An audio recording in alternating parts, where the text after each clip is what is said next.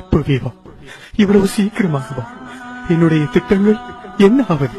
மன்னித்து விடு மனிதா, உன்னை கொண்டு செல்வதற்கான நேரம் இது. நான் இரவு பகலாக உழைத்து சேர்த்தது எனது பொருளாதாரம். நீ கூறியவை அனைத்தும் உன்னுடையதல்ல, அவை பூமியில் நீ வாழ்வதற்காக உனக்கு தந்து வைக்கப்பட்டது, அவ்வளவுதான். என்னுடைய திறமைகள் அவை உன் சூழ்நிலைகளுடன் சம்பந்தப்பட்டது. அப்படி என்றால் என் மனைவி, மக்கள் மற்றும் உற்றார் உறவினர்கள்? அவர்கள் உன் இதயத்துடன் சம்பந்தப்பட்டவர்கள். அப்படி என்றால் இந்த உடல்? அது இந்த மண்ணுக்கு சொந்தமானது. என்னுடையது என்று இந்த உலகிலே எதுவுமே இல்லையா? நான் எதையும் எடுத்துச் செல்ல முடியாதா? நீ வாழ்ந்த ஒவ்வொரு நொடி மட்டுமே உன்னுடையது.